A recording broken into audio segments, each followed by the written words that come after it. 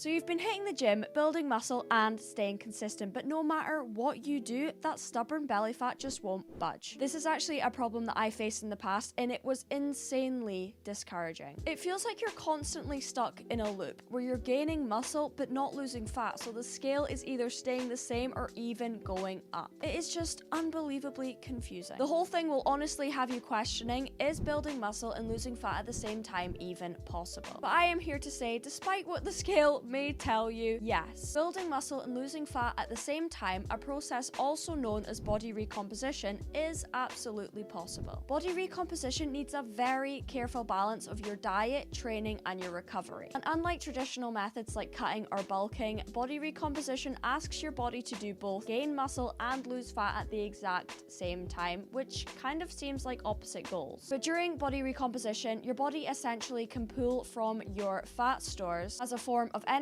to fuel the muscle building process. But for most people, a few of the key factors that makes this body recomposition successful are seriously overlooked, which leads to them building muscle but not actually losing fat. The first main saboteur in body recomposition is, of course, your diet. Now, finding the right balance of energy that you need in order to build muscle and lose fat at the same time is determined mostly by two main things: your training age and your starting body composition. For instance, if you're a gym noob or you've been training for up to around 2 years, then you can really get away with eating in a pretty big surplus at maintenance or in a deficit. This obviously depends on how much of a beginner you really are, with those of you right at the start of your lifting journey able to eat a lot more than those closer to 2 years of lifting. But something that a lot of beginners get wrong is thinking that they need to eat big to get big in order to build muscle, which really isn't true and just leads to a lot of fat gain along with muscle gain. If you are starting out by eating in a surplus, your goal should be to eat around 10 to 20% above your maintenance calories and then take it from there. But for more advanced trainees, say lifting for over 5 years, the amount you eat matters a lot more. Unfortunately for you guys, you really can't bulk like you used to. And for this reason, if your goal is body recomposition, I would recommend eating either in a slight calorie deficit or at maintenance. A long and slow deficit, losing around 0.7% of your body weight each week, will have you losing fat while also gaining muscle. But just because you're a newbie, it doesn't mean that you should bulk, or if you're an advanced lifter that you should cut. It all depends on your starting body composition. Pretty much everyone wants to lose fat and build muscle, but this isn't actually an attainable goal if you're at a certain baseline composition. For instance, people who start out leaner at around sub 10% body fat for men or sub 20 for women, you will have a much harder time building muscle and losing fat at the same time. This is because you just have very little fat reserves to pull from to fuel the muscle building process. For those of you in this category, it makes much more sense to go in a slight surplus initially in order to build some muscle, and then to eat at maintenance or in a slight deficit when you reach a body fat percentage where this makes sense, such as around 20 to 30% for women or about 12 to 20% for men. But if you're the opposite and you're starting out overweight, it really doesn't make sense for you to enter into a bulk. People who are overweight at their baseline have so much more energy reserved than someone who is leaner, meaning that if you entered into a deficit, you will have more than enough energy to lose fat and also gain muscle at the same time. But even if you are overweight, that doesn't mean that you should just jump on the nearest fad diet to you in order to lose as much fat as possible as quickly as possible. This approach just is not sustainable and honestly just leads to binge eating or eating off plan, which completely throws the deficit out of the window. And also is the reason why you will be gaining muscle, but you aren't losing any fat. Instead, it is so much healthier to opt for a deficit that is around 10 to 20% less than your maintenance calories, or a deficit that allows you to lose around 1% of your body weight each week. However, a group of people that are far too often neglected are those of you who are skinny, but are also holding on to a fair bit of fat, also known as being skinny fat. Now, the most common suggestion that I have seen online for skinny fat people wanting to build muscle is to enter into a surplus. But this really doesn't make any sense if your goal is to lose fat and gain muscle at the same time, because a surplus is going to make you gain size, and this size is also going to be fat. So if you are starting at a body composition where your body fat is higher than you would like it to be, entering into a surplus doesn't make any sense. If you're skinny fat, it makes so much more sense to start out by cleaning up your diet, so eating at maintenance and training hard, or enter into a slight deficit to get to a better body composition and then going into a surplus from there. But let's just assume that your calories are in check, but you're still holding on to that stubborn fat. Well, this is probably because you are neglecting your macros. Without getting too complicated, research has shown that higher protein diets, so having an intake of about 1.2 grams per pound of your body weight, can improve your body composition by reducing fat mass and increasing fat-free mass. But beyond this point, so around 1.5 grams of protein per pound of body weight, this effect actually plateaus. But there might still be a slight reduction in fat mass, just not more muscle gain. So to maximize muscle growth and fat loss, it makes sense to eat around 1 gram of protein per pound of your body weight daily. But even if you're hitting your protein goal on the daily, if your diet sucks overall, your results will also suck.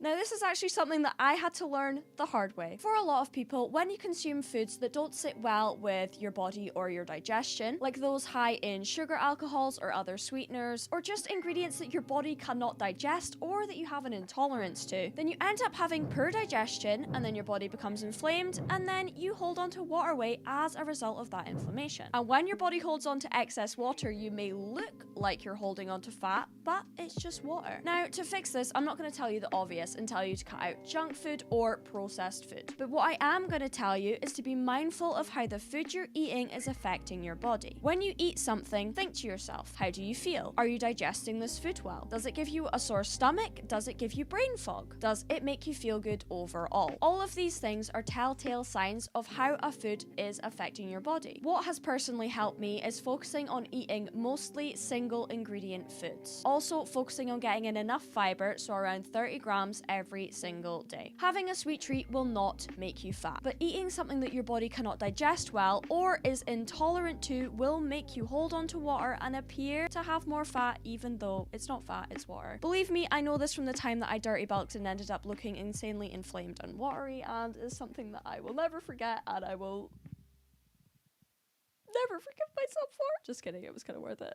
Now, I was going to cover training in this video, but if you're building muscle, I'm going to assume that you're hitting the gym often, following a properly designed workout split, and applying progressive overload on a consistent basis in order to maximize muscle growth, and also give your body something to use those fat reserves for. But if you are not doing these things, to briefly summarize, all you're going to do is simply pick a workout routine that fits into your lifestyle. Do 4 to 6 exercises during each session, splitting these sessions up with 1 to 3 exercises per muscle group. Track your sets, reps, and weight during each workout, and try to increase the weight you're doing or the amount of reps you're doing over time, all while following the same routine for around 8 to 12 weeks. But surprisingly, the gym might also be the reason why you're not losing fat, especially if you're overdoing it. Contrary to popular belief, muscle actually doesn't grow if you're not giving it the time to recover. Now, this doesn't just mean taking 1 to 2 rest days a week, it also means getting at least 7 hours of good quality sleep each night.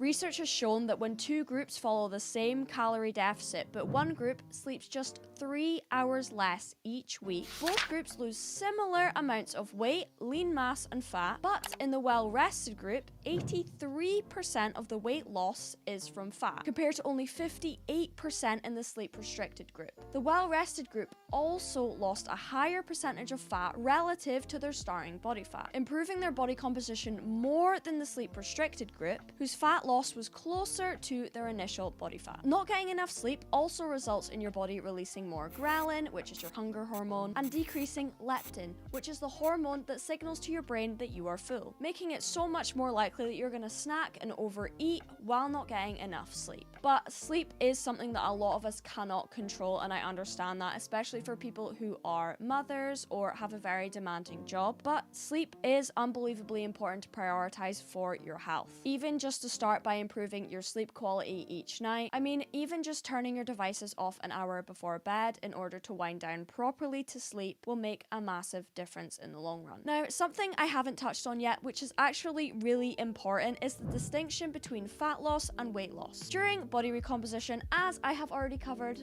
a good few times during this video, our goal is to lose fat and gain muscle at the same time. Which means, especially if you're a beginner, the scale might not only stay the same, but increase during this process. And that is because when you are gaining muscle, you're also gonna gain a bit of weight. And this is why the scale is such an unreliable measure of body recomposition. Because despite what nonsense you have been fed from your mum's favorite magazine, weight gain is not just the product of fat gain, but also includes muscle gain and water gain too. The scale can be used as a great tool in order to see if you're going in the right direction, if you're eating in a deficit or in a surplus. But that is exactly what it is, a tool that should be used in conjunction to other tools, such as using progress photos, measurements of your arms, waist and your thighs, how your old clothes are now fitting you, how you feel, and if you're progressing in strength in the gym. But honestly, if you have chosen body recomposition over traditional cutting and bulking cycles, you have also picked the path that takes